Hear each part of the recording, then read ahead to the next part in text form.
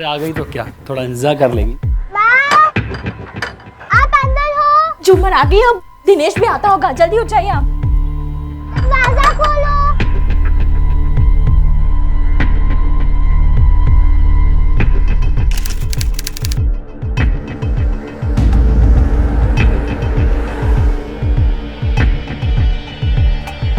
चाचा, मैं आपके इधर से जा सकती हूँ अंदर? जा बेटा, जा बेटा।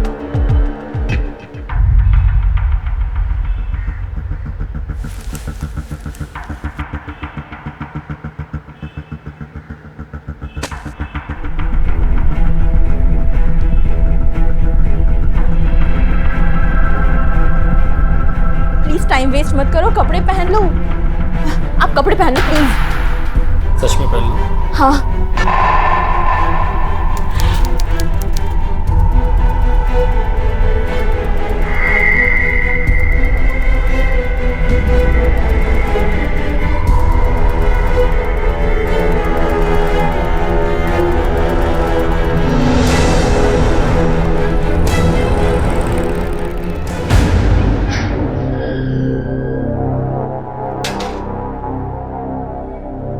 नाना नानी। क्या हुआ बेटी? तू इतनी घबराई हुई क्यों है? स्कूल में किसी से झगड़ा हुआ क्या? ये क्या बेटा, ड्रेस नहीं बदली? घर नहीं गई थी क्या? नानी बहुत भूख लगी है। ओ भूख लगी है बेटा को, अभी परोस के लाती हूँ। हैं? लापरवाही की हद है। माँ बाप दोनों कोई चिंता नहीं है इसकी। लड़की कहाँ है कहाँ नहीं, खाना खाया है कि नहीं, मुझे बहुत चिंता होती है सच में इसकी।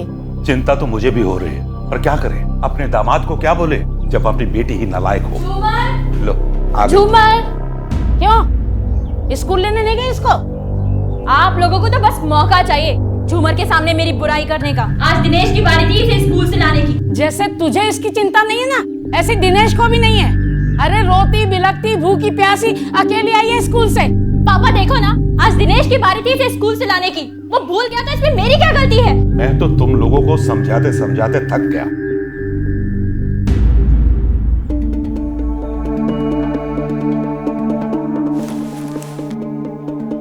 स्कूल तो लेने गए नहीं, अब चैन से खाना तो खा लेने दो उसको। और भी बहुत काम है मुझे, और तुम्हारा वो निकम्मा भाई वो नहीं ला सकता इसे स्कूल से। बेटी उसकी है या तुम्हारी? जब बच्ची पाल नहीं सकते तो पैदा क्यों की थी? अनाथों की तरह रह रही माँ बाप के होते हुए। आपको बोला था ना मैंने इसको लेके आने को, क्यों नहीं लेके आए? अच्छा, मेरे पास कोई और काम नहीं है, हैं? अरे शांत हो जाओ, मैं हाथ जोड़ता हूँ तुम सबके। झगड़ते एक काम बोला था वो भी नहीं हुआ आपसे, बस आके अभी हक जताना पड़ता है आपको। तो सिर्फ मेरी जिम्मेदारी है इसकी देखभाल करना, मैं साला नौकर बन गया हूँ यहाँ पे। दोनों तय कर लिया करो किसको लाना है किसको ले जाना है। हाँ तो समझाओ अपनी इस बेटी को।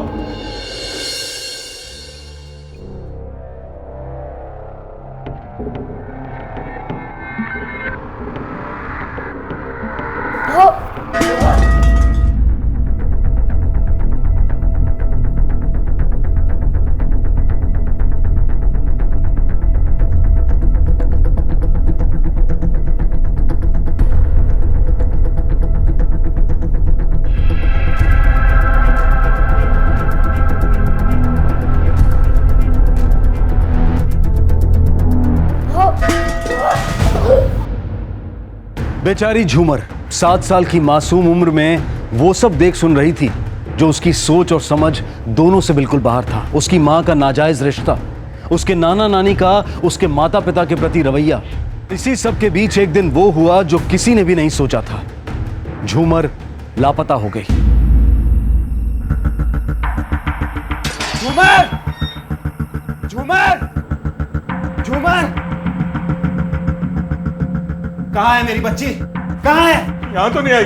अरे ना वो घर पे पहुंची, ना वो स्कूल में है, ना प्रिंसिपल को पता, ना वॉचमैन को पता, उसके दोस्तों से पूछा, किसी को कुछ नहीं पता है। इसी बात का तो डर था मुझे। एक न एक दिन है ना इनकी लापरवाही का नतीजा झूमर को भुगतना पड़ेगा। मुझे बताइए मेरी बच्ची कहाँ है?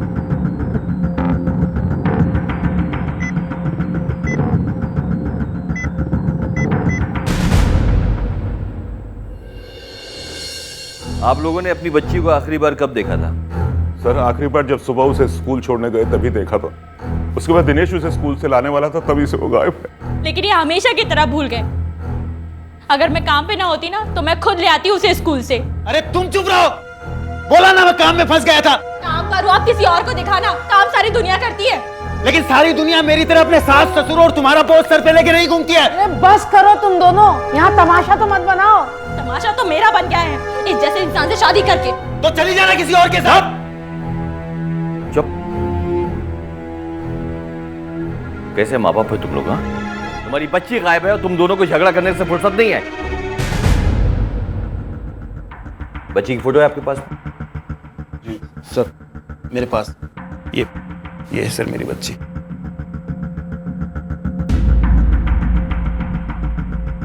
कॉपीज बनाओ। Yes sir. आप लोग बाहर वेट कीजिए। इन लोगों को देख के तो ऐसा लगता है सर लड़की खुद परेशान होकर भाग गई होगी। नहीं गोयल, एक 7 साल की बच्ची घर से भागने की जरूरत नहीं कर सकती। लड़की स्कूल के बाद गायब हुई है, इसलिए हमें स्कूल से ही शुरुआत करनी चाहिए। बच्चों, ये अंकल आपसे कुछ सवाल पूछेंगे। आपको जो भी पता है सब अंकल को बताएंगे, ठीक है? Thanks ma'am. Good morning everybody. अब आप लोग ये बताइए कि कल आप में से किसने झूमर से बात की थी? किसी से हुई थी?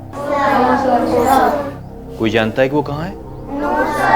दरअसल वो किसी के साथ ज्यादा घुलती मिलती नहीं थी, लेकिन नीलू उसकी अच्छी फ्रेंड है, शायद उसे कुछ पता हो। बुलाइए।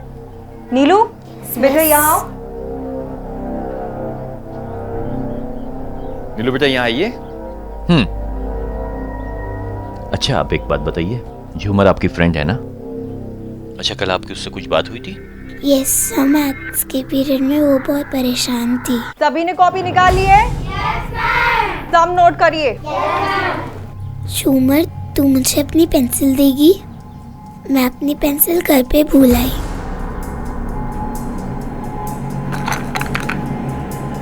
मुझे तो सिर्फ एक ही चाहिए। तो रख ले इन्हें, मुझे अब इनकी जरूरी नहीं है। क्यों?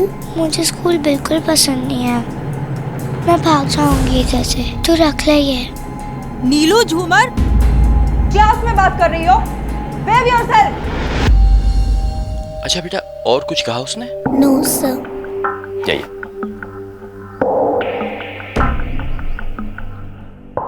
ना तो उसका होमवर्क ही पूरा होता था, ना ही वो पढ़ाई पर ध्यान देती थी। बाकी एक्टिविटीज तो दूर, वो किसी भी चीज में पार्टिसिपेट नहीं करती थी, किसी से बात भी नहीं करती थी, बस एक कोने में चुपचाप बैठी रहती थी। कुछ भी बोलो या जरा भी उसे डांट दो तो वो डर के मारे अपना पैंट गीला कर देती थी। और एक 7 साल की बच्ची के लिए ऐसा बिहेवियर बहुत एबनॉर्मल है। कल आपने उसको आखिरी बार कब देखा? आखिरी बार स्कूल छूटने के बाद। अरे झूमर, तू अभी तक घर नहीं गई? घर से कोई आया नहीं क्या?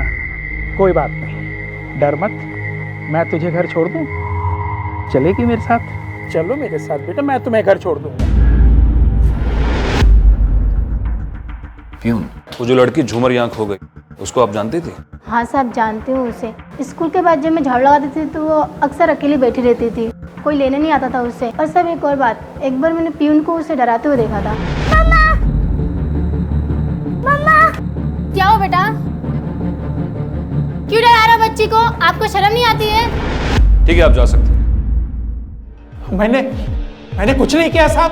झूठ बोल रहा है।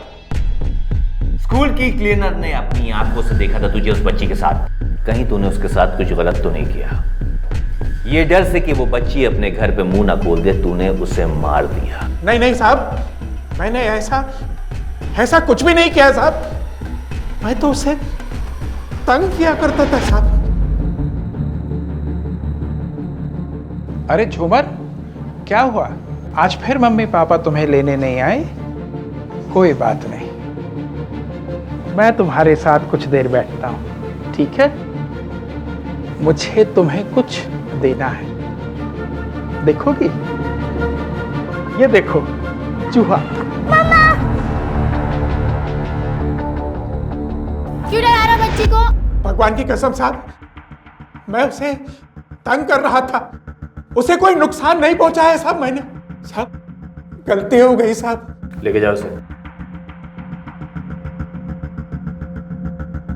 क्या करना है सर इसका? इस आदमी पे मुझे रत्ती भर भरोसा नहीं है, नजर रखो इस पे। हमारे देश में हर साल लगभग 1 लाख बच्चे गायब होते हैं और बदकिस्मती से तकरीबन 45% बच्चों को ढूंढा ही नहीं जा पाता। समय बीतता जा रहा था और झूमर के बारे में कुछ पता नहीं चल पा रहा था। आखिर कहां थी झूमर और किस हाल में थी? परसों झूमर आपके घर आई थी? जी साहब, स्कूल के बाद शीला उसे यहीं छोड़ गई थी। उसने कुछ कहा? उसका बर्ताव कैसा था उस वक्त? दिन में तो ठीक ही था, लेकिन हाँ, शाम को जरूर वो थोड़ी चुप सी थी।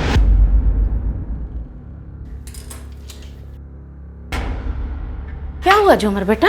है क्या हुआ? नहीं घबरा क्यों रही है बेटा? किसी ने कुछ कहा क्या? है क्या हुआ बेटा? अरे क्यों? पता नहीं साहब, उसने ढंग से खाना भी नहीं खाया था, घर भी वापस नहीं जाना चाह रही थी, यहाँ तक कि दिनेश के साथ भी जाने को तैयार नहीं थी, जबकि सबसे ज्यादा प्यार वो अपने पापा से ही करती है। मुझे यहाँ नाना नानी के पास रहना है। देखो बेटा, बहुत देर हो चुकी है, मुझे एक इम्पोर्टेंट मीटिंग में जाना है। चलो जल्दी चलो। बोलो ना नाना, बोलो ना नानी। अगर वो इतना जिद कर रही है तो आज का दिन रहने दो ना। ठीक है। इंस्पेक्टर साहब, ये है ना मेरी बच्ची को मेरे खिलाफ भड़काते हैं। इन लोगों की वजह से इंस्पेक्टर साहब मेरी बच्ची मुझसे दूर गई है। उस दिन है ना इन्होंने पता है क्या किया?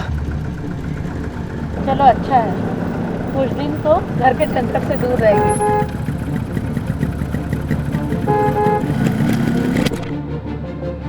क्या है रे? तुमसे मतलब नहीं है, चलो बेटा। अरे बेटा बेटा, अरे कहाँ ले दिनेश? आप लोगों की हिम्मत कैसे हुई मेरी बेटी को मेरी इजाजत के बगैर मेरे घर से ले जाने की? हमारी कुछ नहीं लगती। कुछ नहीं लगती। और हाँ, एक बात कान खोल के सुन लीजिए, अगर आज के बाद आप लोगों ने ऐसी हरकत की तो दोनों को किडनैपिंग के केस में अंदर करवा दूंगा, समझे आप? चल बेटा। डॉक्टर साहब, मेरी झूमर को ढूंढ के ले आइए, उसके बिना हमारी जिंदगी, हमारा ये घर सूना हो गया। अगर आप लोगों ने अपनी बच्ची का ध्यान रखा होता तो शायद ये नौबत नहीं आती। खैर, इस घर में और कौन रहता है? नीचे का कमरा हमने किराए पर दिया है, उसमें विनीता नाम की किराएदार रहती है। गोयल, इस इलाके में आसपास रहने वाले सभी लोगों से पता करो, क्या उनको झूमर के बारे में कुछ पता है? Yes sir. विनीता तुम्हारा नाम है? जी। झूमर को जानती हो? जी, वो आती रहती थी यहाँ पर, मुझसे बात भी करती थी कई बार।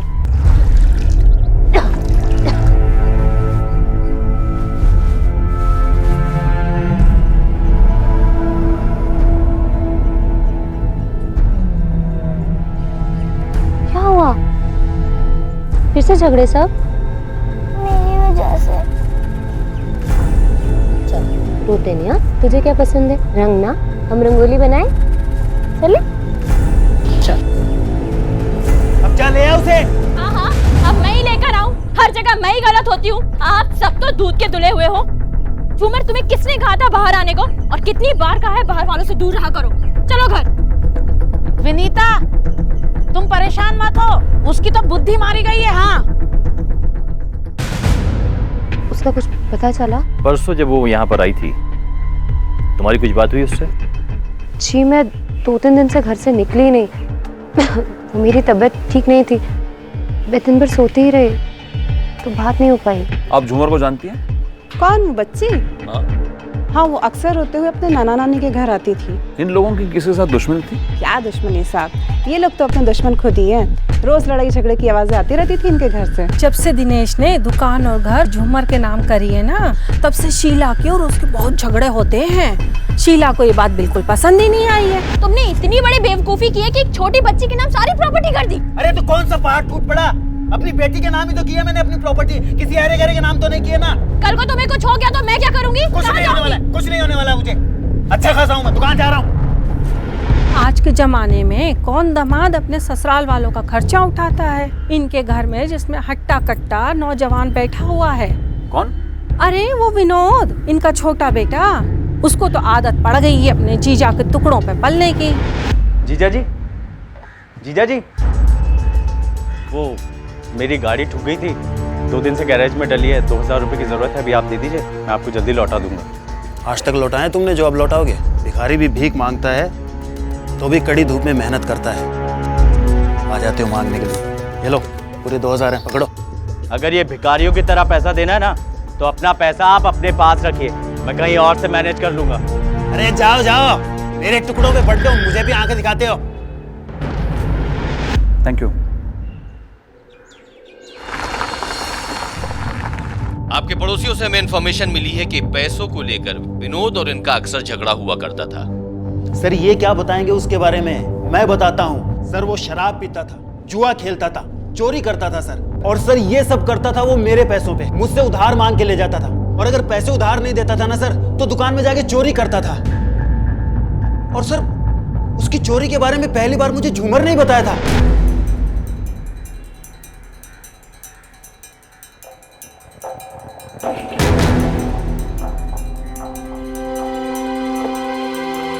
पैसे कहाँ गए? कल मामा ने ले लिए थे। मामा ने? कब? मैं उनको देखा था कल लेते हुए। साला अपने घर में चोरी करता है। छोड़ूंगा नहीं आज। जल्दी छोड़िए मुझे। छोड़ो। चोरी करता है तू। मेरी बात सुनिए, मैंने कोई चोरी नहीं की। तूने चोरी नहीं की? झूमर ने बोला है मुझे, उसकी बात पे विश्वास है मुझे, वो झूठ नहीं बोलती। अरे छोड़िए वो 7 साल की बच्ची, आपको उस पर यकीन है, मुझ पर यकीन नहीं है। अरे यकीन है, वो झूठ नहीं बोल सकती है। अरे मार डालेगा क्या? छोड़ना उसको। बस करो बस करो। अरे छोड़िए आप। लोग देख रहे हैं, क्या कर रहे हो? झूमर चल, बहुत तमाशा हो गया यहाँ पे। छोड़िए।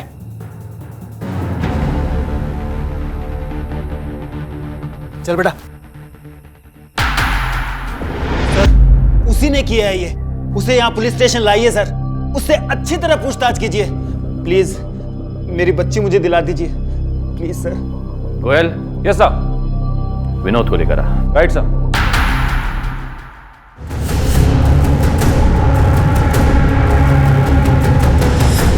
सर प्लीज सर मारिए मत सर, प्लीज सर मारिए मत सर। सर मैं मानता हूँ कि मैंने चोरी की थी और मुझे झूमर पर गुस्सा भी आया था, पर सर मैं इतना बड़ा बेवकूफ नहीं कि इतनी सी बात के लिए इतनी छोटी बच्ची से दुश्मनी रखूंगा। काम क्या करता है तू? सर काम ढूंढ रहा हूँ। कहाँ ढूंढ रहा है? सट्टे के अड्डे पे? जानते हैं हम, बहुत कर्जा है तुझ पर। काम धंधा नहीं था तो थोड़े से पैसे उधार ले लिए थे। और वो कर्ज चुकाने के लिए तूने झूमर को किडनैप कर लिया ताकि तू उसके बाप से पैसे हट सके। सर मैं चोर हो सकता हूँ, सट्टेबाज हो सकता हूँ, पर मैंने किसी को किडनैप नहीं किया। अरे एक बात, झूमर को ना उसका बाप डराता धमकाता था, शायद वो उसका कोई राज जानती थी। आप उसके बाप से क्यों नहीं पूछते? उसी का हाथ है किडनैपिंग में। अच्छा झूमर, वो बात तो तुमने किसी को नहीं बताई ना? नहीं पापा। देखो अगर झूठ बोलोगी ना तो भगवान जी नाराज हो जाएंगे, और पता है भगवान जी नाराज होते हैं तो क्या करते हैं? जबान काट लेते हैं। नहीं बताओगी ना? नहीं पापा। मेरी प्यारी गुड़िया। बहुत स्मार्ट समझता है अपने आप को तू, हाँ? अगर ऐसी कोई बात थी तो तूने पहले हमें क्यों नहीं बताया? बेवकूफ समझता है पुलिस को?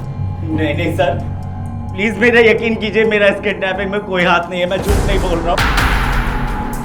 परिवार में दूरियां जरूर थी, लेकिन कुछ राज ऐसे भी थे जो शीला, दिनेश और विनोद पुलिस के साथ साथ एक दूसरे से भी छुपा रहे थे। ऐसे वक्त में पूरे परिवार को एक साथ होना चाहिए था, लेकिन सभी लोग अपने अपने फायदे के लिए एक दूसरे को झेल रहे थे, और सभी के पास कोई ना कोई वजह जरूर थी इस जुर्म को करने की। झूमर, एक 7 साल की मासूम बच्ची, ऐसे लोगों के बीच में थी जो सिर्फ कहने के लिए ही उसका परिवार था। इस केस में 5 किरदार हैं गोयल। झूमर के माता पिता जिनकी आपस में बनती नहीं है, शीला का भाई विनोद जिसको पैसे की इस वक्त बहुत तंगी है, अब बचे सिर्फ नाना नानी जो रिटायर हो चुके हैं और ये सारी प्रॉब्लम से वाकिफ हैं। बोल तुम एक काम करो। Yes sir. इस पूरी फैमिली पे नजर रखो और साथ ही साथ झूमर की फोटोग्राफ स्टेट्स के हर पुलिस स्टेशन में डिस्ट्रीब्यूट करो। Right sir. हो सकता है हमें कोई सुराग मिल जाए। Yes sir.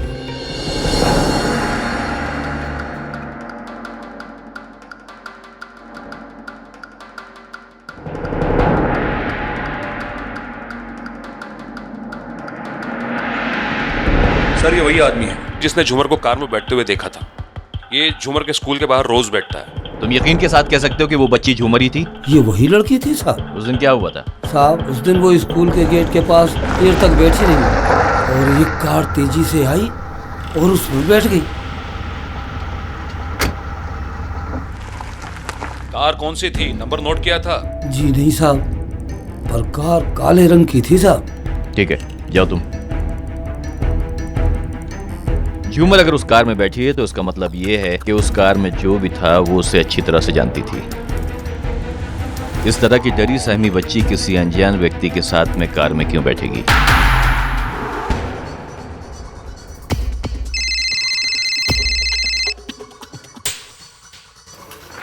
हाँ, नहीं तुम यहाँ मत आना, मैं खुद ही आ रही हूँ करोल नाका पे, वहीं मिलो।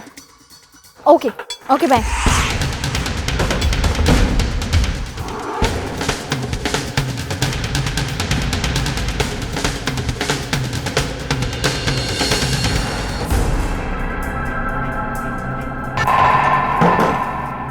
आप लोग अंदर कैसे आए? सब बताएंगे, पुलिस स्टेशन चल के। सर आप मुझे गलत समझ रहे हैं, मैं एक ब्यूटिशियन हूँ और मदन मेरा सिर्फ दोस्त है। तो क्या अपने आशिक घर उसको तू लिपस्टिक लगाने जाती थी? सब जानता हूं मैं कि तुम दोनों के बीच क्या चल रहा है। अपनी ही बेटी की दुश्मन बन गई तू, सिर्फ इसके लिए कि तेरे पति ने उसके नाम पर सारी जायदाद कर दी। तुमने इतनी बड़ी बेवकूफी की है कि एक छोटी बच्ची के नाम सारी प्रॉपर्टी कर दी। अरे तो कौन सा पहाड़ टूट पड़ा? अपनी बेटी के नाम ही तो किया मैंने अपनी प्रॉपर्टी, किसी अरे गरे के नाम तो नहीं किया ना। तू अच्छी तरह से जानती थी कि तेरी पति की कमजोरी झूमर है, इसलिए उसको सबक सिखाने के लिए तूने उसको किडनैप कर लिया। सर ये आप क्या कह रहे हैं? कोई भी माँ पैसों के लिए अपनी बेटी के साथ ऐसा नहीं करेगी। तो ये नाजायज रिश्ता छुपाने के लिए तुमने और तुम्हारे आशिक ने मिलकर झूमर के किडनैपिंग का प्लान बनाया। सर मैं मानती हूँ मैंने बहुत लापरवाही की झूमर के साथ, मैंने बहुत गलतियाँ की, लेकिन झूमर में मेरी जान बचती है, मैं ऐसा क्यों करूँगी? झूमर की किडनैपिंग एक ब्लैक कार से हुई।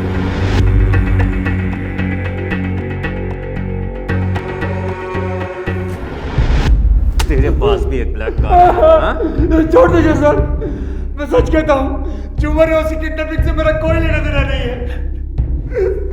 मैं मानता हूँ उसकी माँ का और मेरा अफेयर है, पर झूमर को किडनैप करके मुझे क्या मिलेगा? सर छोड़ दीजिए सर छोड़ दीजिए। वही तो हम जानना चाहते हैं। सर छोड़ दीजिए सर, मैं मानता हूँ सर मैंने गलती की है, और रहा सवाल मेरी गाड़ी कि मेरी गाड़ी का, वो तो 2 दिन से गैराज में गई है सर्विसिंग के लिए सर। सॉरी सर, मुझे माफ कर दीजिए सर, मुझे छोड़ दीजिए सर। Yes sir. गैराज जाके चेक कर, ये सच बोल रहा है या झूठ? मदन सच बोल रहा है, उसकी गाड़ी गैराज में ही थी, अभी गैराज वाले ने कंफर्म किया। हो सकता है मदन और शीला ने किसी और काली गाड़ी का इस्तेमाल किया। इस केस का कोई भी किरदार दूध का धुला नहीं है, सभी पर सर्विलेंस जारी रखिए।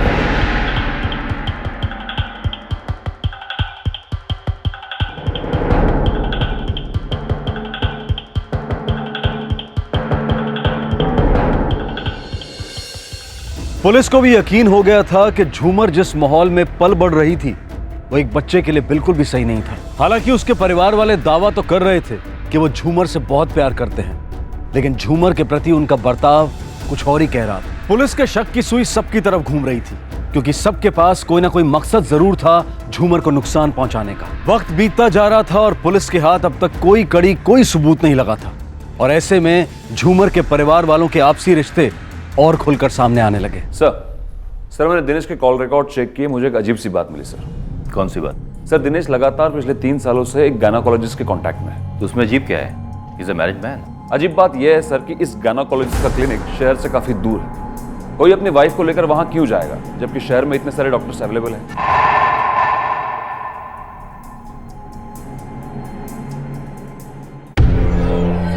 दिनेश अग्रवाल को जानते हो तुम? दिनेश अग्रवाल? हाँ सर, मैं उसे जानता हूँ। वो कई बार मेरे पास आया एबॉर्शन की दवाई लेने के। मैंने उसे कई बार समझाया कि एबॉर्शन की दवाइयाँ बार बार लेना खतरे से खाली नहीं है। तुमने उसे गर्भपात की दवाई दी, ये जानते हुए कि ये इलीगल है? मुझे लगा कि सर वो बहुत मजबूरी में है सर, इसलिए मैंने दवाई दी सर। मजबूरी में? तो डॉक्टर बनने के लायक नहीं है। लेके जाओ उसको। जाओ उसको। मिसेस अग्रवाल, आपके पति ने आपको कुछ दवाइयाँ दी थी? दवाइयाँ? कैसी दवाइयाँ sir? Abortion pills. Abortion pills? मैं क्यों लूंगी सर? मैंने कोई दवाई नहीं ली। जी सर। Thank you. झूमर को डरा धमका के कौन से राज छुपाना चाहता है तू? सर आप कौन से राज की बात कर रहे हैं? दूध का दूल्हा है तू। एबॉर्शन की दवाइयां किसके लिए लेके गया था? अबॉर्शन की दवाइयां मैंने अपनी बीवी के लिए ली थी सर। बीवी के लिए? तेरी बीवी से मिलके आया हूं मैं। सारी सच्चाई उसने बता दी है मुझे। सर सर सर मैं सच कह रहा हूं सर, मेरा यकीन कीजिए सर। सर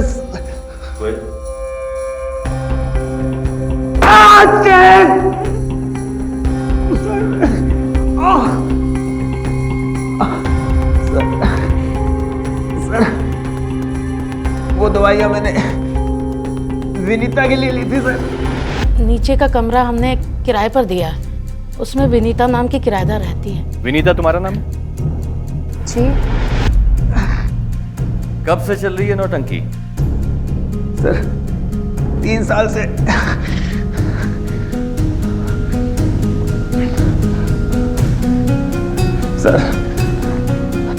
सर झूमर को मेरे और विनीता के बारे में पता चल चुका था सर।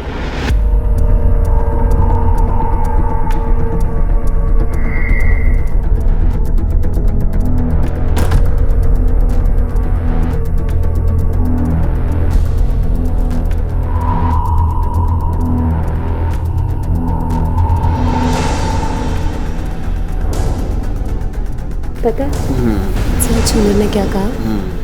उसने मुझसे कहा, सुनो तो। क्या कहा? उसने मुझसे कहा कि वो ना बड़े होके बाद में बहुत बड़ा सा महल बनाना चाहती है। अच्छा। और मुझे सबसे अच्छा कमरा देगी। सुनो तो, वो भी परमानेंट किराए पर। पता है झूमर ऐसी बातें किसी से भी नहीं करती, सिर्फ तुमसे करती है, अपनी माँ से भी। हाँ।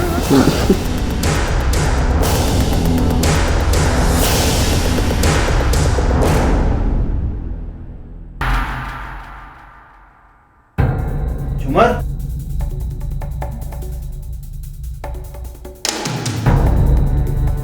बस यही बात थी जो मैंने झूमर को किसी को ना बताने के लिए कही थी। अच्छा झूमर, वो बात तो तुमने किसी को नहीं बताई ना? नहीं पापा। देखो अगर झूठ बोलोगी ना तो भगवान जी नाराज हो जाएंगे, और पता है भगवान जी नाराज होते हैं तो क्या करते हैं? ज़बान काट लेते हैं। और कुछ नहीं सर। हाँ मैं मानती हूँ, दिनेश और मेरे बीच संबंध थे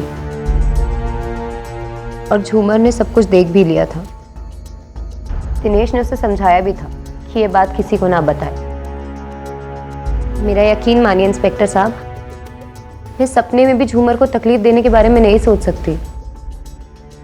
झूमर बहुत ही प्यारी बच्ची थी। उल्टा मैं तो दिनेश से कहती थी कि तलाक के बाद हो सके तो झूमर हमारे साथ रहे। उसकी माँ बहुत ही लापरवाह औरत है। मैं नहीं चाहती थी कि उसे कभी भी माँ की कमी महसूस हो। झूमर की किडनैपिंग केस में तुम एक सस्पेक्ट हो। ध्यान रहे, बगैर हमें बताए तुम इस शहर को छोड़ के कहीं नहीं जाओगी। गोयल, कहीं ऐसा तो नहीं कि दिनेश और विनीता के अफेयर के बारे में शीला को मालूम पड़ गया और अपने पति को सबक सिखाने के लिए उसने झूमर को गायब करवाया? सर ये लोग अपनी अपनी जिंदगियों में इतने उलझे हुए हैं कि इन्होंने झूमर पे कभी ध्यान ही नहीं दिया। अभी भी ये लोग सिर्फ अपने बारे में सोच रहे हैं, बच्चे की किसी को परवाह ही नहीं है। इन पे कड़ी नजर रखो। Yes sir. इनके कॉल रिकॉर्ड चेक करवाओ। इनमें से जो भी किडनैपिंग में इन्वॉल्व है, भले ही कितना भी शातिर हो, कोई ना कोई गलती तो जरूर की होगी उसने। Yes sir. सर कोई खबर? तलाश जारी है सर, लेकिन अब तक कुछ पता नहीं चल पाया। जल्दी करो, क्योंकि जितना वक्त बीतेगा उतना उस लड़की की जान को खतरा बढ़ेगा। Okay sir.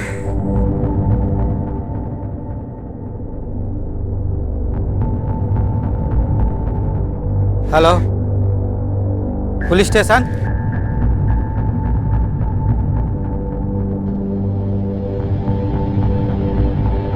Sir any information? Yes sir, control room से फोन आया था सर। किसी ने 100 नंबर पे फोन करके एक ब्लैक कार के बारे में बताया है जिसकी डीकी से कुछ आवाज आ रही थी सर, और कार का नंबर भी दिया है। Quite possible. तुम एक काम करो, गाड़ी के नंबर से गाड़ी के मालिक का पता करो और उसके फोन को ट्रेस करो। इससे तुम्हें उसकी लोकेशन मिल जाएगी। Make it fast. कौन? Okay sir.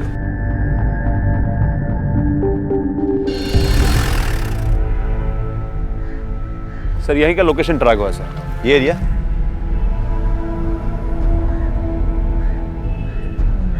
ये पूरा एरिया चेक करो। Okay quick.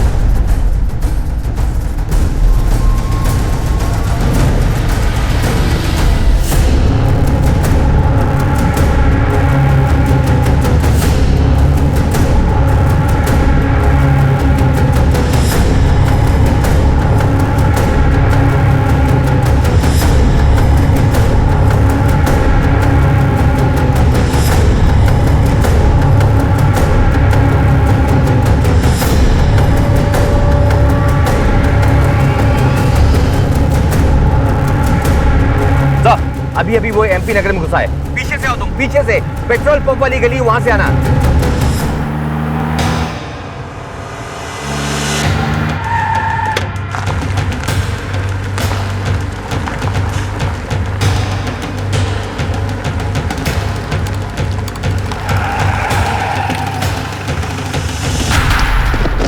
साहब मैंने कुछ नहीं किया साहब।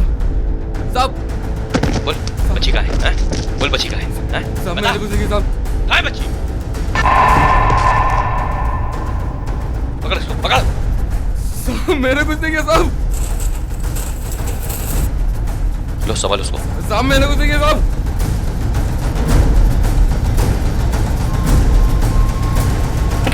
बच्ची को मारने की कोशिश नहीं की है। अगर उसको कुछ हो गया तो साहब मैंने कुछ नहीं किया साहब। तुझे याद साहब मैंने कुछ नहीं किया साहब। साहब मैंने कुछ नहीं किया साहब।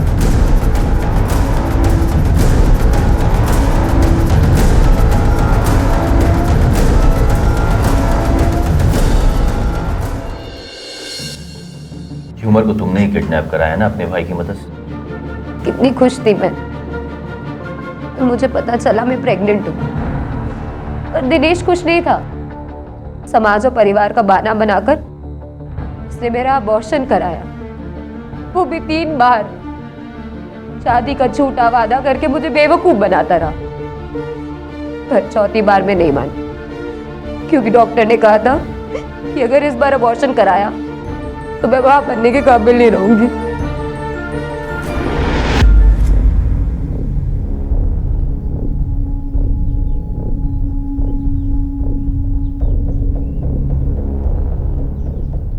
पागलपन छोड़ो विनीता, ये दवाई खा लो, सब ठीक हो जाएगा।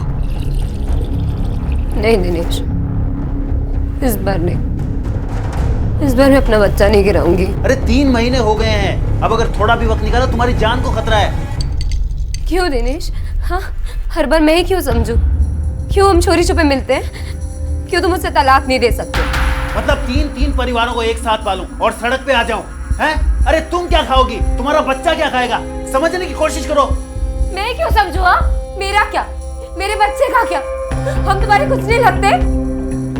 लगते हो ना, इसीलिए तो कह रहा हूं हमारी जिंदगी, हमारे बच्चे की जिंदगी अच्छी हो। अपने बच्चे को, तुम्हें, हैं, एक अच्छी जिंदगी जिएंगे, उसे अच्छे स्कूल में पढ़ाएंगे। प्लीज ये दवाई पी लो। देखो जिद मत करो, प्लीज पी लो।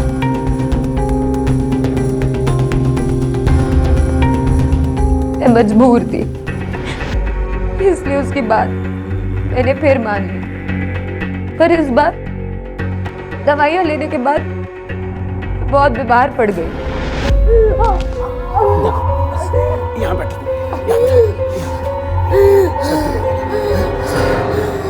थोड़ा पेशेंस रखो, है? मैं तुम्हारे लिए पेन किलर लेके आता हूँ, है ना? तुम कंट्रोल करो थोड़ा सा। यहाँ पे हाँ, आराम से बैठ जाओ, बस। ठीक है, मैं भी लेके आता हूँ। मैं अकेले क्यों तड़पूं? मैं अपने बच्चे खोने का दर्द क्यों सहूं? उसे भी तो पता होना चाहिए कि एक बच्चा खोने का दर्द क्या होता है। मेरी बच्ची, घबरा मत शीला, और मैं तेरा हमेशा ध्यान रखूंगी। कहीं नहीं जाने दूंगी, तेरे साथ हमेशा रहूं। आंखें खोलना।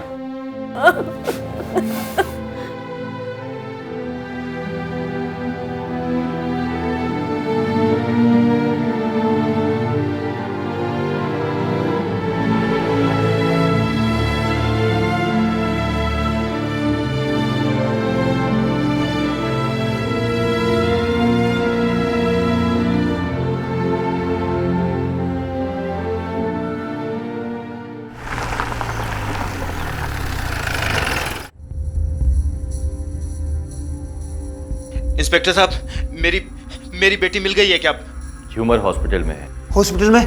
तुमने जो किया उसकी सजा वो भुगत रही है। इंस्पेक्टर साहब, मुझे एक बार प्लीज मेरी बच्ची से मिलवा दीजिए। इंस्पेक्टर साहब प्लीज, मैं आपके हाथ जोड़ता हूँ, पाँव पड़ता हूँ, मुझ पे दया कीजिए इंस्पेक्टर साहब प्लीज।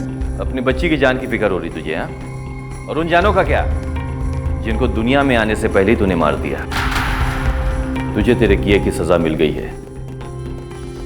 इंस्पेक्टर साहब प्लीज प्लीज एक बार मुझे मिलवा दीजिए अपनी बेटी से। इंस्पेक्टर साहब प्लीज मेरी बात सुनो, आप एक बार मिलवा दो मुझे मेरी बच्ची से। इंस्पेक्टर साहब, झूमर के पिता दिनेश को इलीगल अबॉर्शन के लिए और विनीता और उसके भाई उदय को किडनैपिंग और अटेम्प्ट टू मर्डर के जुर्म में गिरफ्तार किया गया। लेकिन जिस मानसिक तनाव और पीड़ा से झूमर को गुजरना पड़ा, उसके लिए उन सबको जितनी भी सजा दी जाए वो कम है। एक बच्चे के लिए सबसे सुरक्षित जगह होती है उसका अपना घर, उसका अपना परिवार। लेकिन झूमर जैसे कुछ ऐसे बदनसीब बच्चे भी होते हैं जिनके लिए उनका घर किसी नर्क से कम नहीं होता, जिनके लिए माँ बाप भगवान का वरदान नहीं बल्कि श्राप बनकर रह जाते हैं। बच्चे हमारे देश का भविष्य, ये सिर्फ एक स्लोगन नहीं है बल्कि बहुत बड़ी सच्चाई है। इनका आज संवारिए ताकि हमारा आने वाला कल सुंदर और उज्जवल। क्यों किसी ने एक 6 साल की मासूम बच्ची की इतनी निर्ममता से हत्या की? और हैरत की बात तो यह है कि 7 सालों तक ना तो सूटकेस में दफनी लाश बरामद हुई और ना ही इस बच्ची का हत्यारा पकड़ा गया। लेकिन 7 सालों बाद एक ऐसी घटना घटी जिसने इस केस को फिर से रोशनी में लाकर खड़ा कर दिया और कातिल का पर्दाफाश कर इंसाफ दिलवाया।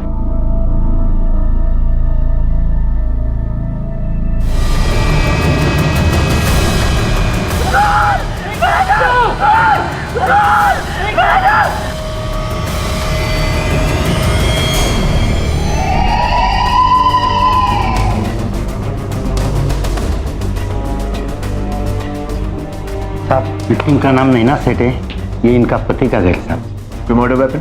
सारा घर छान डाला, कुछ नहीं मिला साहब। बेडरूम में कुछ सामान बिखरा पड़ा था, कुछ गहने और कैश गायब थे साहब। मतलब बर्गलरी केस और मर्डर, तो बड़ी अजीब बात। चोर या मर्डरर एक बार में भी इन्हें रोक सकता था। अच्छा, फोरेंसिक और फोटोग्राफर आ रहे? हाँ साहब, आ ही रहे साहब। रिया बेबी को बचा लो साहब, रिया बेबी को बचा लो। बचा लेंगे, पहले आप रोना बंद कीजिए और ये बताइए कि क्या हुआ। वो आदमी साहब, छोड़ो मुझे, छोड़ दो रिया बेबी को, वो छोड़ करो सर, छोड़ो साहब, रिया बेबी को ढूंढो सर। देखिए, हम पूरी कोशिश करेंगे उन्हें ढूंढने की, लेकिन आप भी शहर छोड़कर मत जाइएगा। पूछताछ के लिए आपकी जरूरत पड़ सकती है। शिंदे कुठे? खाली साहेब, लोकांची विचारपूस करतायत। सर मैं पूरा टाइम गेट पे ही था, कोई नहीं दिखा। मैं एक आदमी न रिया बेबी। पक्का यहीं थे? जी सर। ड्यूटी पे सो तो नहीं गए थे? नहीं सर पूरा टाइम गेट पे ही था, 1 सेकंड के लिए नहीं हिला सर। बिल्डिंग की और कोई एंट्री है? सर ये पीछे का गेट है जो हमेशा बंद रहता है सर। तो ये गेट लांग कर तो कोई भी आ सकता है। कहाँ है कैमरा यहाँ? सर वो कैमरा क्या यहाँ? वो कैमरा ही नहीं है, पीछे की तरफ भी तो कैमरा होना चाहिए ना।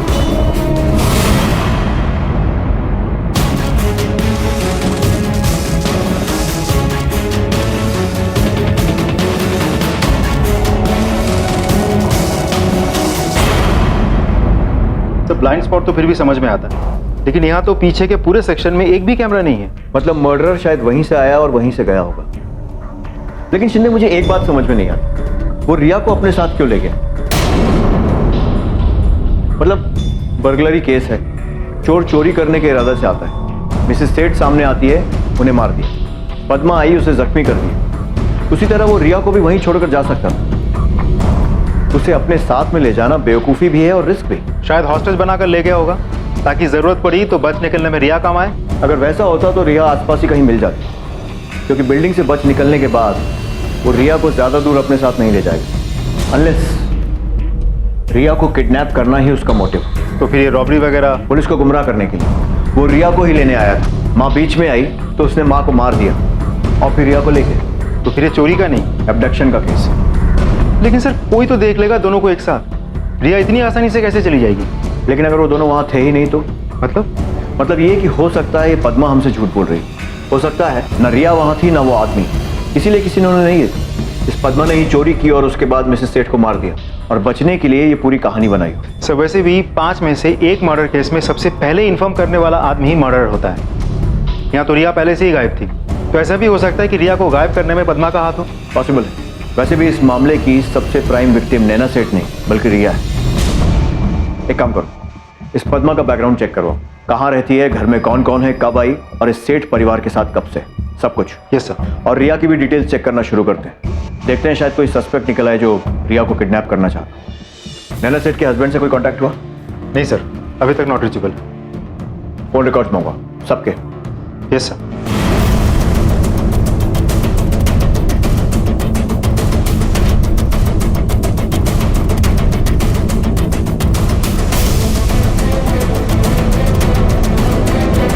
साहब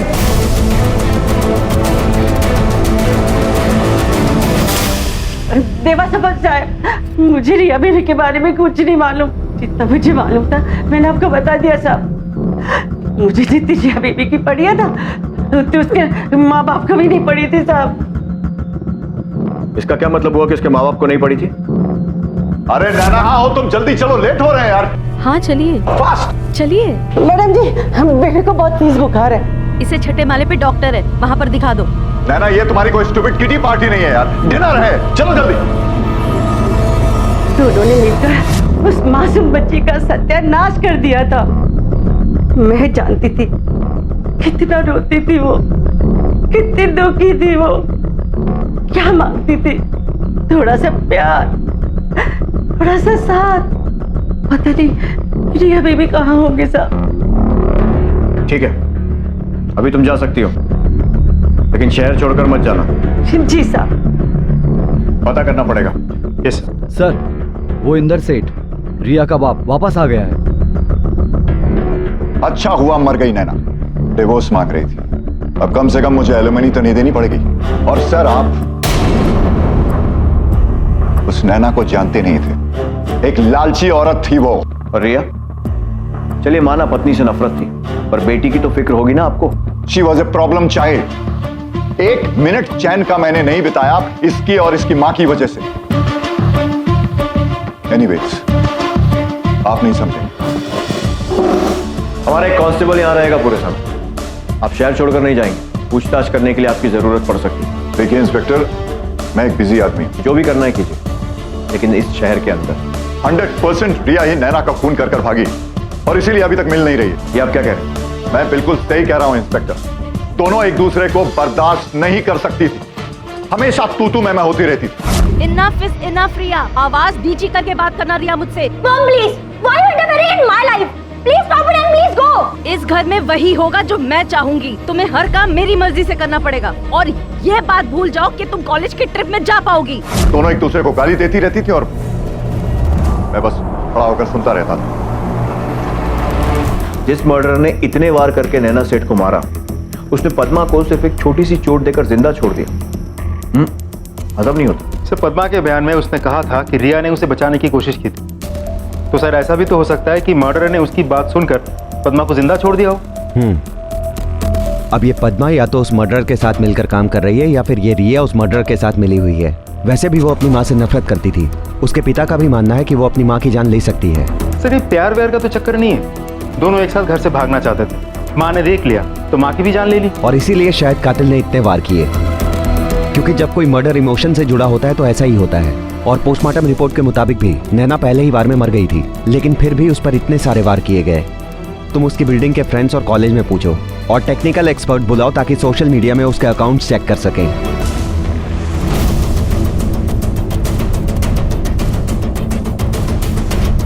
एक मिनट, ये पेज खोलो। Born alone will die alone, मरने से क्यों डरूं, धोखा तो मुझे लाइफ ने दिया है, जन्म देकर मौत दी, thank you, happy mother's day.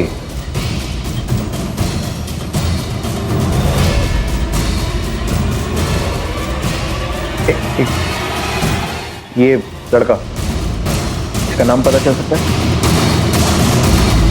No sir, tag नहीं किया और ना ही कोई कमेंट्स, ना लाइक, ना शेयर किया गया। इस लड़के की इन्फॉर्मेशन निकालना मुश्किल है।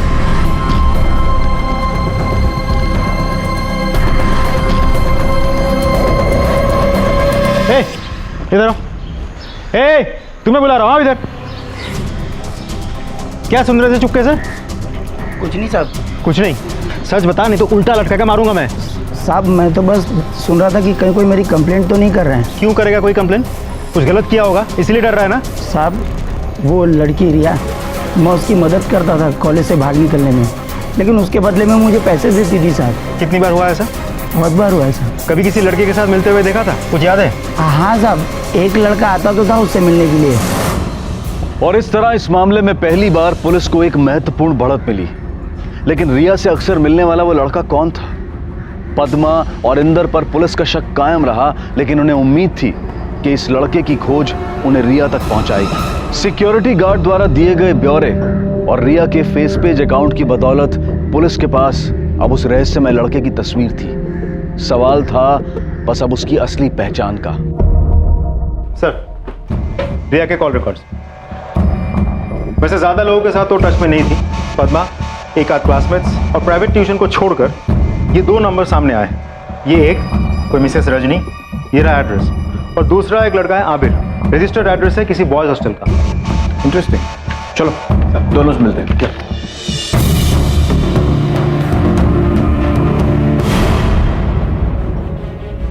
आपके पिताजी?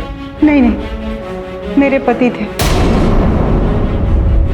ओह, आई एम सॉरी, मुझे इस समय ऐसे आपको डिस्टर्ब नहीं करना चाहिए था, लेकिन एक जांच चल रही है और उसी के सिलसिले में आपसे कुछ बातचीत करनी। ये सब कुछ बताइए।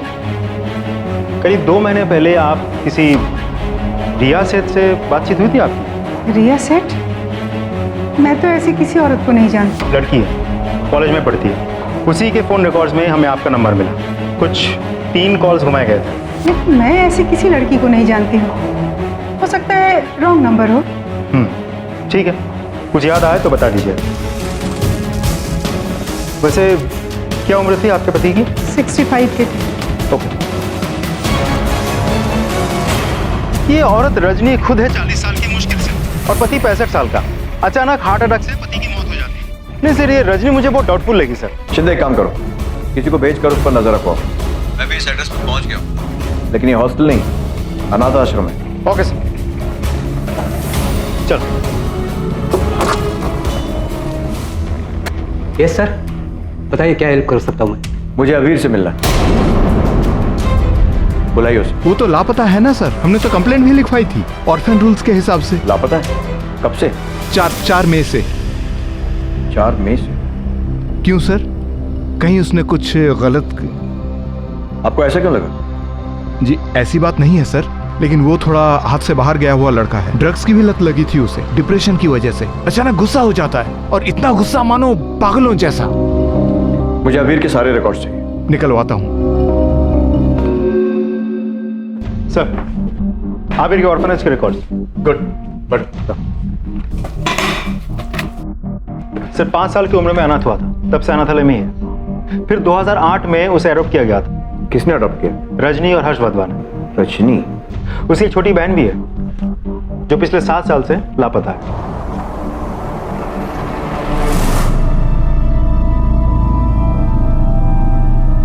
दीपा के लापता होने के बाद हर्ष और रजनी का डिवोर्स हो गया। फिर आबिर की कस्टडी हर्ष को दे दी गई। फिर कुछ ही दिनों बाद हर्ष की मौत हो गई। फिर रजनी आबिर की कस्टडी नहीं ले पाई तो कोर्ट ने वापस उसे अनाथालय भेज दिया होगा। मतलब दीपा के गुमशुदगी का केस पिछले 7 सालों से अनसॉल्व्ड है। ऑर्फनेज के वार्डन ने मुझे बताया था कि आबिर काफी हिंसक प्रवृत्ति का था। सर कहीं दीपा के गायब होने में आबिर का ही तो हाथ नहीं है।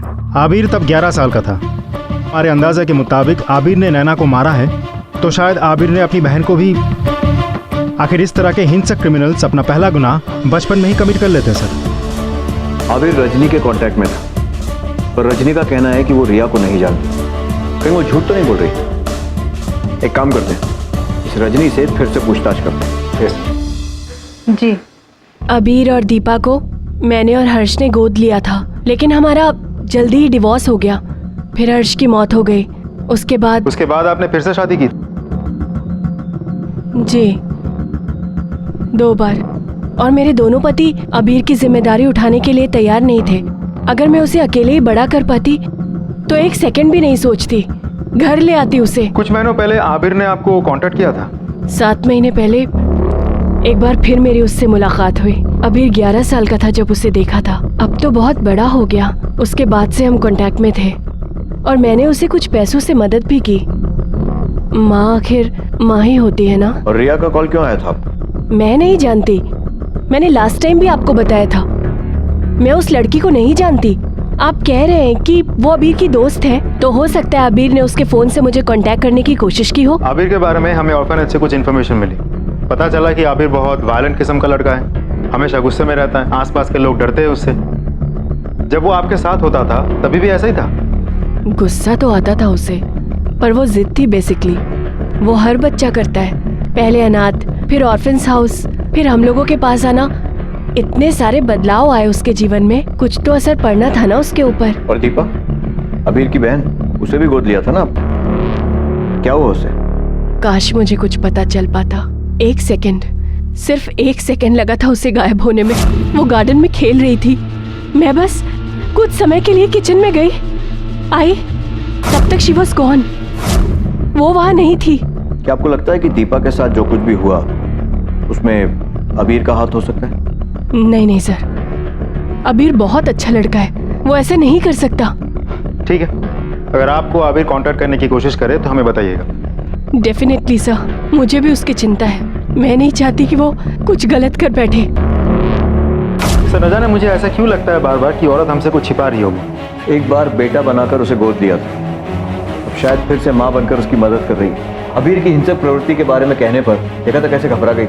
तो या तो रजनी खुद उससे डरती है और या फिर उसकी मदद करने की कोशिश कर रही है। सर, मुझे भी ऐसा लगता है कि आबिर और रिया घर से भागने के फिराक में थे और आबिर के साथ लगाव के कारण उसने भागने में मदद की होगी। रजनी पर नजर रखो, या अबीर पक्का इससे कांटेक्ट करेगा। रजनी निश्चित तौर पर अबीर की मदद कर रही थी और अपने इसी यकीन की वजह से पुलिस ने रजनी पर तकरीबन 1 हफ्ते तक नजर रखी। लेकिन फिर रजनी को बार बार एक अनजान घर में जाते हुए देखा गया। पुलिस ने अनुमान लगाया कि शायद अबीर उस घर में हो सकता है। जब पुलिस ने आसपास के घरों में पूछताछ की तब उन्हें पता चला कि उस घर में 78 साल के कोई मिस्टर मखीजा रहते हैं, अकेले। इस जानकारी के मिलने के कुछ ही दिनों बाद रजनी को अपने साजो सामान सहित उसी घर में पनाह लेते हुए देखा गया। लेकिन अब भी ना अबीर की तरफ से रजनी से संपर्क करने की कोई कोशिश की गई थी और ना ही रजनी की ओर से ऐसी कोई प्रतिक्रिया सामने आई थी। सर, हमने आसपास के लोगों से, ठेले वालों से, सभी से आबिर के बारे में पूछताछ की, फोटो दिखाई, लेकिन किसी ने आबिर को नहीं पहचाना। सर, रजनी का उस घर से या मिस्टर माखी जैसे जो भी ताल्लुक हो, आबिर की इन्वॉल्वमेंट नहीं दिखती। रजनी के पिछले 1 हफ्ते के कॉल रिकॉर्ड्स सर चेक कर रहे हैं, रोज अपडेट हो रहे हैं। आबिर का कोई कॉल नहीं है। क्या है सर? आपने आबिर के फोन रिकॉर्ड्स में से अननोन नंबर्स की इंफॉर्मेशन मांगी थी। आ गया सर। राजेंद्र सिंह, एड्रेस मिल गया। राजेंद्र सिंह, गौर से देखो और बताओ। सर, इन दोनों को तो उस दिन मैंने गोवा छोड़ा था सर। सर, मैं एक्चुअली मेरा प्राइवेट कार का बिजनेस है ना सर, और ये लड़का तो चर्ची है, हर बार गोवा जाने के लिए मेरी गाड़ी यूज करता था। और लड़की? इस लड़की को तो पहले कभी नहीं देखा सर, उस दिन पहली बार देखा था सर। क्या चल रहा था दोनों के बीच गाड़ी में? ठीक से याद करो। रिया, ये सब बंद कर, वरना भाई सब ठीक है ना? हाँ, वो बस थोड़ी तबीयत खराब है। तुम गाड़ी चलाओ। ये हाईवे के बाद आगे कोल्हापुर में मेडिकल मिलेगा, रुकना है क्या? तुम सीधा गोवा लेके जाओ, कहीं भी रुकने की जरूरत नहीं है, समझे? ओके। राजेंद्र, फोकस करो, ठीक से याद करो, क्या बात कर रहे थे तुम? कुछ भी अजीब, कुछ भी अलग गाड़ी में दिखाओ तो। सर, खुसुर फुसुर तो चालू था उन लोगों का, फुल टाइम खुसुर फुसुर चालू था। लड़की ऐसा बोल रही थी कि हमने जो किया गलत किया, हमें ऐसा नहीं करना चाहिए था। बहुत घबराई हुई थी लड़की सर। और सर, लड़का भी बहुत भड़का हुआ था, 3-4 बार लड़की पे बहुत चिल्लाया लड़का। गोवा में कहाँ छोड़ा था? एड्रेस? सर, किसी होटल के पास नहीं छोड़ा था, वो वागा बीच है ना, वागा बीच के पास छोड़ा। ठीक है, अगर जरूरत पड़ी तो दोबारा बुलाएंगे। जी सर। शिंदे अगर ये सच है तो फिर रिया की जान को खतरा है। अभी के अभी गोवा नहीं, नॉर्थ गोवा हेडक्वार्टर्स में मेरे बैचमेंट, उनसे असिस्टेंस तक मैं जरा इस पुराने केस को फिर से स्टडी करता हूँ जो 7 सालों से सुलझा नहीं। अच्छा, दीपा का मिसिंग केस?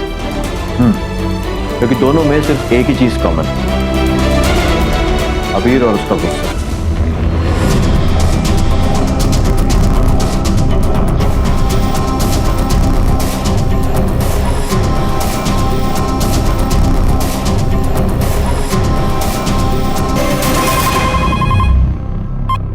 चलो सर, आबिर और रिया को पहले ट्रेस करना तो मुश्किल हो रहा था, लेकिन यहाँ के लोकल पुलिस के खबरी नेटवर्क टीम बहुत काम आई। एक खबरी ने आबिर को देखा है, उसे ये तो नहीं पता कि आबिर आता कहाँ से है, लेकिन ड्रग्स खरीदने जाता कहाँ है ये उसने देखा है। हमने इस एरिया को लोकेट कर लिया है और उस ड्रग्स बेचने वाले आदमी को भी लोकेट कर लिया है। पूरी टीम रेडी है, नजर टिकी हुई है, बस अभी यहाँ आबिर और रिया के आने के इंतजार है। ठीक है शिंदे, जैसी जरूरत लगे वैसा करो।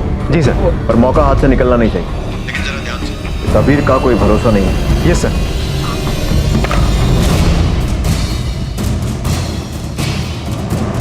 सर, आबिर को पकड़ना हमारी पहली प्रायोरिटी होनी चाहिए, और ड्रग डीलर को भी। Yes sir. ओके।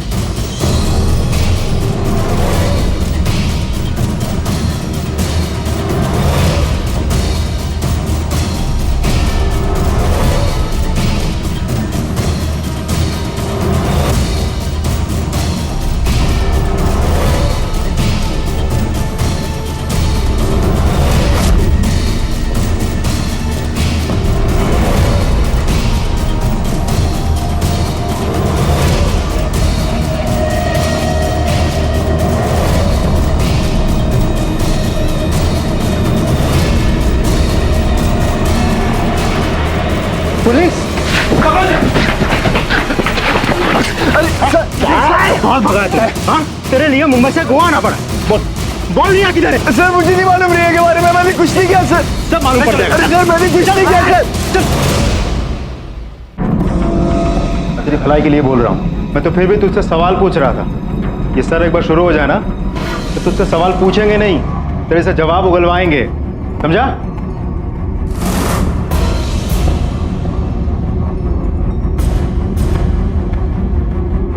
मैंने तुझे बोला था ना, लेकिन तू सुना नहीं। अब ये बेल्ट ही तुझसे जवाब उगलवाएगा। भाग गई वो, भाग गई। कहाँ? सर पता नहीं सर, मुझे लगा दैट शी लव्स मी, लेकिन सर नशा होने के बाद, मुंबई से भागने के बाद मुझे वहां पे जाके बोलती है कि that I am only a friend for her. अरे सर, ऐसा कहीं होता है क्या? पता नहीं कौन सी दुनिया में जी रहा था मैं। फिर क्या हुआ? फिर क्या सर, अगले दिन सुबह उठ के देखा सारा पैसा और ज्वेलरी लेके भाग गई ब्लडी एस्केपिस्ट। तुझे क्या लगता है तू सब बकवास कहानी सुनाएगा और हम लोग मान लेंगे? हमने राजेंद्र से बात कर ली। राजेंद्र? हाँ राजेंद्र, और उसने हमें बताया कि तू किस तरह से रिया को धमकी दे रहा था। अरे सर, काय की धमकी सर?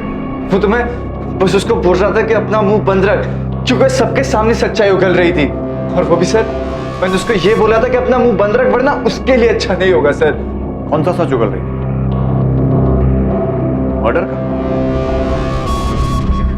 कैसा मर्डर सर? अबीर भोला मत बन, तूने रिया की माँ का मर्डर किया है ना? क्या? या फिर तुम दोनों शामिल थे इसमें? अरे सर, ये क्या कुछ भी बोल रहे हो आप? रिया की मम्मी तो तब थी भी नहीं जब हम लोग वहां से निकले। और सर, हम लोग का यही प्लान था, सारी ज्वेलरी और कैश लेके निकल जाना कि जब रिया की मम्मी घर पे ना हो।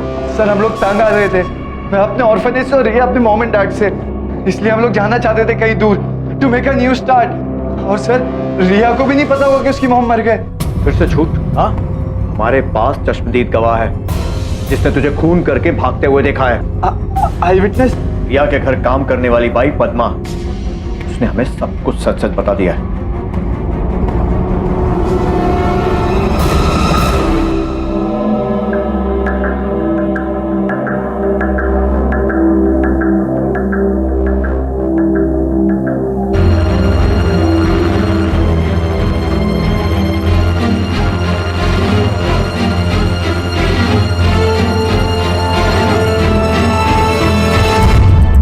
जा रही थी? गोवा क्यों जा रही थी? मेरा गांव है वहाँ, मैं उधर से ही हूँ सर। सच सच बताओ। हाय शपथ साहब, मैं गांव ही जा रही थी। मेरे परिवार के कुछ लोग हैं वहाँ, मुझे अब नहीं रहना यहाँ। रोज रोज रिया बेबी के बारे में सोचकर और वो नालायक इंदर साहब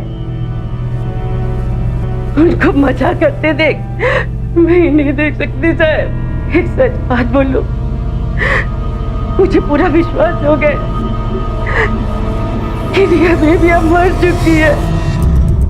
जिस हिसाब से उसका फोन नहीं आ रहा है वो नक्कीच मर गई साहब। रिया के मर्डर का बहाना देके नैना के मर्डर से बचना चाह रही थी तू? रिया के साथ जो लड़का था ना उसे हमने पकड़ लिया है। उसी ने कहा है कि वो दोनों सिर्फ चोरी करना चाहते थे, चोरी किया और भाग गए। बची तू। वो झूठ बोल रहे साहब, वो खुद को बचाने के लिए मुझे फंसा रहा है। मैंने जो कुछ भी देखा आपको बता दिया साहब। वो तो मुझे भी मारने की कोशिश किया था। मैं झूठ क्यों बोलेगी साहब?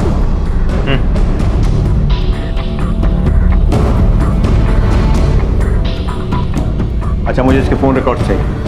जिस दिन हमने अबीर को गिरफ्तार किया था उसके एक दिन पहले से लेके आज तक। Yes sir. सर, हमने इंदर के फोन रिकॉर्ड्स डिटेल में चेक किया। ऑफिस और दोस्तों के अलावा वो खास किसी के साथ टच में नहीं था। ऑफिस में जाके पूछताछ की तो पता चला कि छोटा मोटा ऑफिस इन्वॉल्वमेंट छोड़कर किसी के साथ कोई अफेयर या सीरियस रिलेशनशिप में वो नहीं था। So basically he is a clean guy. वो इस केस में इन्वॉल्व नहीं है।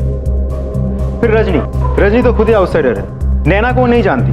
रजनी का कनेक्शन आबिर से है और उसके थ्रू रिया तक है। अब रिया खुद लापता है। रिया के बारे में पूछताछ करने के लिए हम जब गोवा गए तो पता चला कि किसी ने रिया को देखा ही नहीं। अब रही बात आबिर और पद्मा की। ये आबिर और पद्मा एक दूसरे पे इल्जाम लगा रहे हैं क्योंकि एक दूसरे से ये लोग झूठ बोल रहे हैं। आबिर ने हमें कहा था कि जब वो चोरी करने गया था तो नैना घर पे थी ही नहीं, जो कि झूठ है क्योंकि हमारे पास नैना के कॉल डिटेल्स के हिसाब से नैना उस वक्त घर पे मौजूद थी। और पद्मा की बताई हुई कहानी तो हम सबको पता ही। सो बेसिकली जब तक रिया नहीं मिल जाती तब तक सच्चाई सामने नहीं आएगी। She is the key. लेकिन सर हम ढूंढेंगे कैसे? मुझे पक्का यकीन है कि पद्मा गोवा जा रही थी रिया से मिलने, लेकिन ये मानेगी नहीं। इसीलिए पद्मा के लेटेस्ट कॉल रिकॉर्ड्स मिलना बहुत जरूरी है। हो ना हो अबीर के गिरफ्तार होते ही रिया ने घबरा कर पद्मा को फोन किया हो। शिंदे, मुझे डर है कि कहीं हम रिया तक पहुंचने में देर ना कर पाए।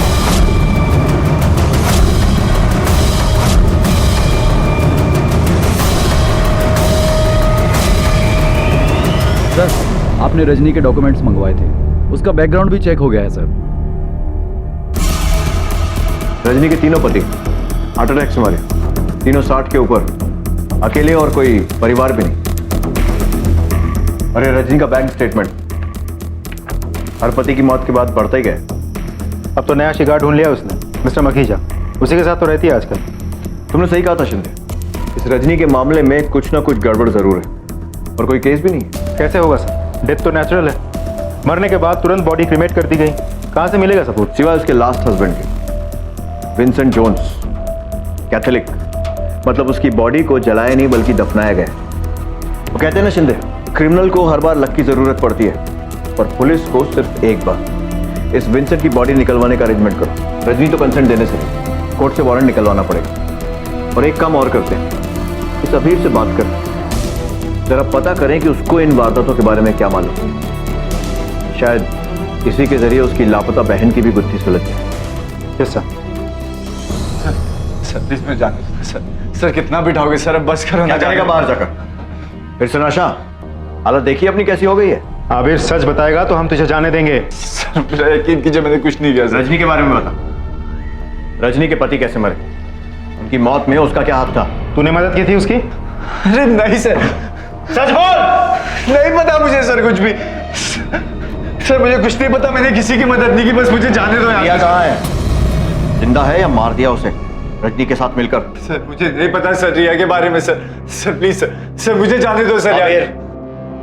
अबीर दीपा कहाँ है? तेरी बहन। तूने मारा उसे?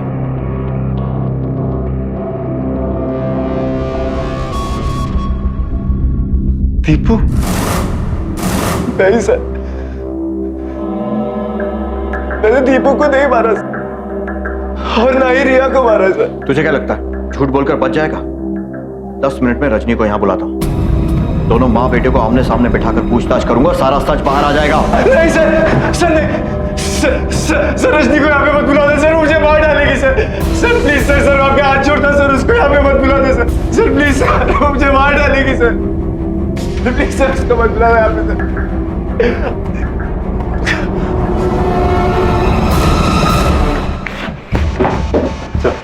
अभी स्टेबल है, लेकिन कुछ समय तक विड्रॉल सिम्टम्स होते ही रहे। लेकिन सर आपने एक बात नोटिस की, रजनी का नाम सुनते ही उस पर क्या असर हुआ?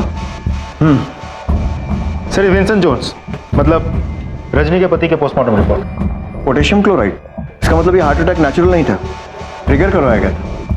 पोटेशियम क्लोराइड के इतने बड़े डोज से मिनटों में दिल की धड़कन रुक सकती है। You mean murder? यस। एक काम करो, अभी के अभी एक टीम लेकर जाओ और रजनी के घर की तलाशी लो, जहां वो अभी रहती है और जहां वो पहले रहती थी, और उसके बाद उसे पूछताछ के लिए यहां लेकर आओ। Yes sir.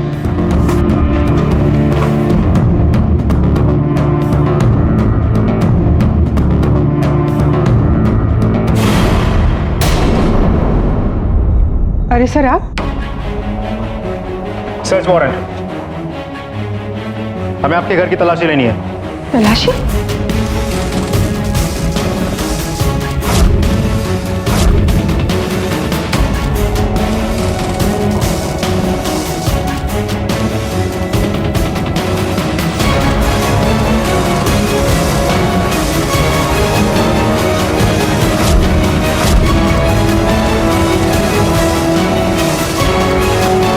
Potassium chloride injection?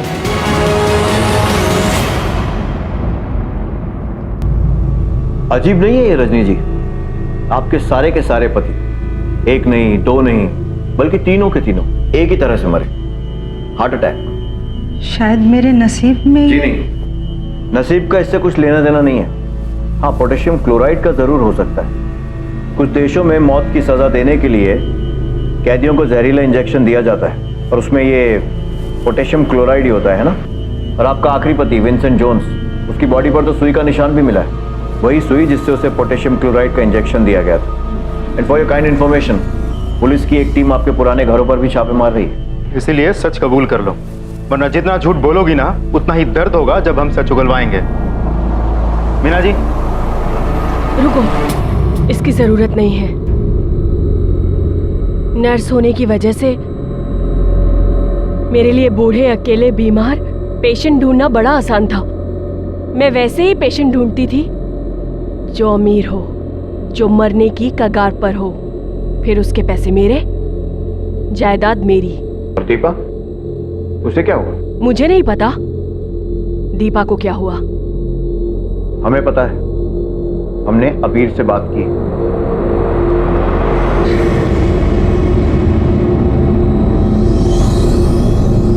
अबीर देखो, अगर तुम अपनी बहन दीपा के बारे में सच सच बताओगे तो मैं प्रॉमिस करता हूं रजनी जिंदगी भर जेल की सलाखों के पीछे सड़ेगी, तुम्हारा कुछ नहीं बिगाड़ पाई।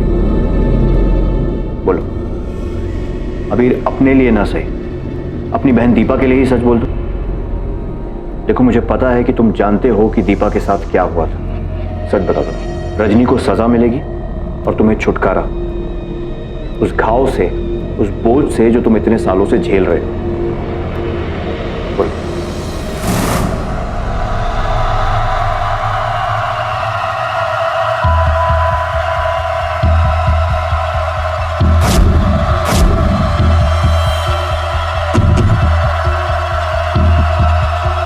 देखो मैंने क्या बनाया। Thank you.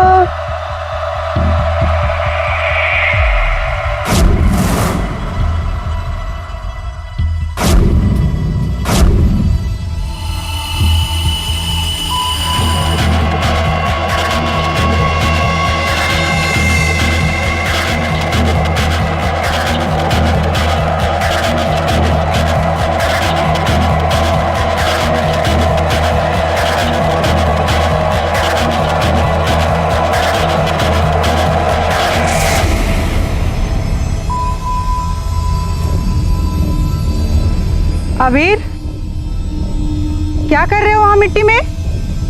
चलो अंदर आओ।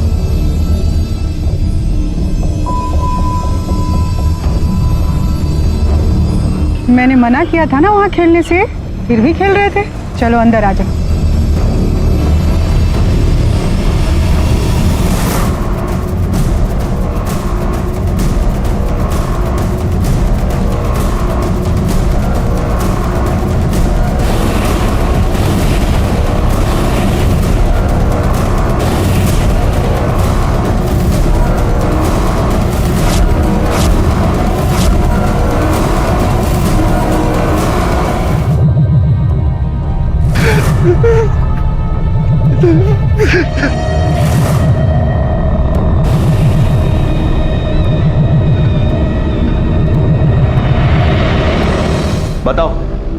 दीपा को क्यों मारा?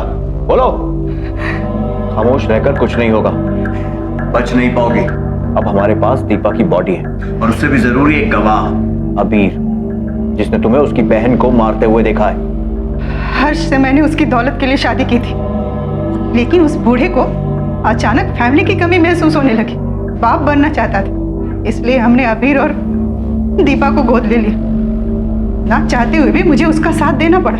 मैं जानती थी कि हर्ष कुछ दिनों में मरने वाला है, लेकिन ये नहीं चाहती थी कि उसकी सारी जायदाद दीपा और कबीर को मिल जाए।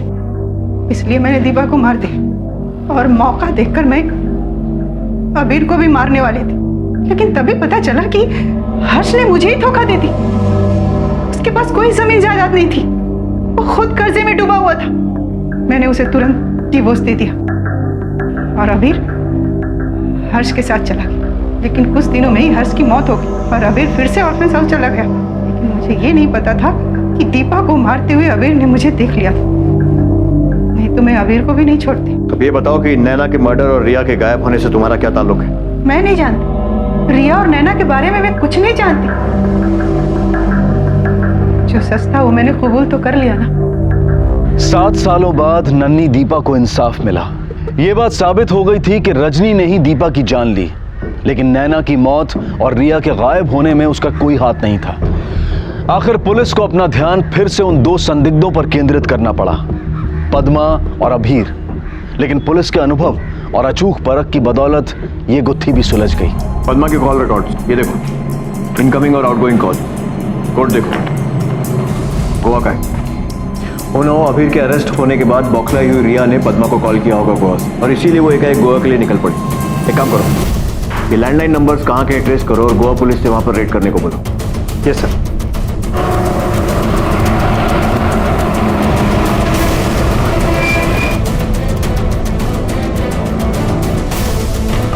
दरवाजा खोलो, खोलो दरवाजा। मैनेजर चाबी दो।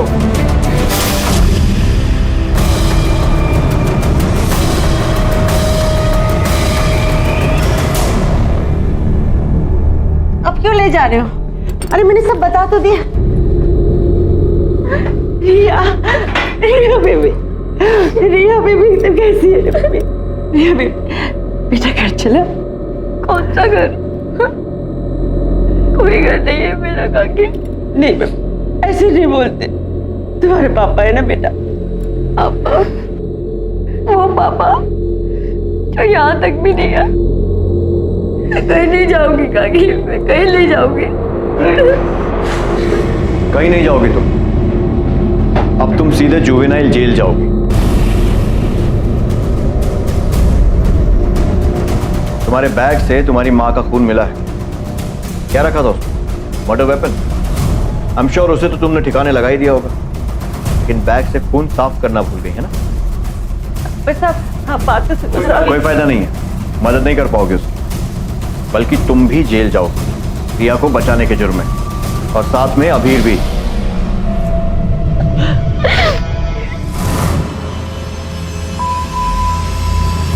What the hell is this? क्या हो रहा है ये सब यहाँ पर?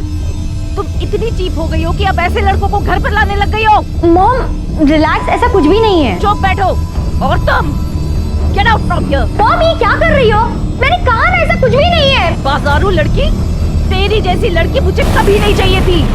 तो मेरी जिंदगी में आई हो, मुझे नहीं चाहिए थी। मैं तुझे कभी नहीं चाहती। बदल लो। कुछ देर के लिए मैं डर गई थी, कुछ समझ में नहीं आ रहा था। जो भी हो, रिया बेबी को बचाना था। उस घटी औरत की वजह से मैं रिया बेबी की जिंदगी को बर्बाद नहीं होने देना चाहती थी साहब।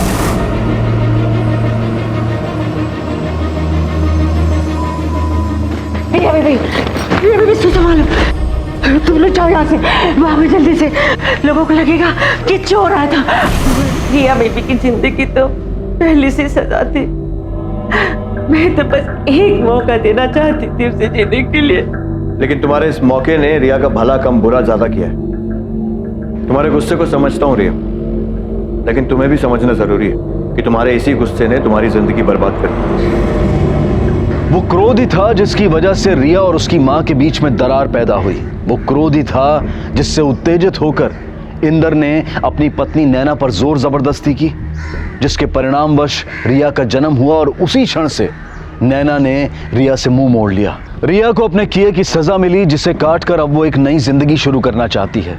अतीत में मिले जख्मों को अभीर भुला चुका है, अब वो दोनों साथ में हैं। अब वो यतीम नहीं है। जिस तरह से एक नवजात पौधा जीवित रहने के लिए धूप और पानी पर निर्भर होता है, उसी तरह से इस दुनिया में जन्मे हर इंसान का विकास उसे मिलने वाले प्यार और परवरिश पर निर्भर होता है। बच्चों को जब प्यार नहीं मिलता, सही परवरिश नहीं मिलती, तो एक खाली जगह भर जाती है क्रोध से, और इसके परिणाम काफी खतरनाक हो सकते हैं। अब मैं अनूप सोनी आपसे विदा लेता हूं। फिर मुलाकात होगी अगले एपिसोड में एक और चौंका देने वाले केस के साथ। तब तक अपना और अपने परिवार का ख्याल रखें और देखते रहें क्राइम पेट्रोल डायल 100। सबक एक को सीख हम सबको। जय हिंद। क्राइम पेट्रोल के और भी दिलचस्प कहानी देखने के लिए हमारे चैनल को सब्सक्राइब करें और बेल आइकॉन दबाना न भूलें।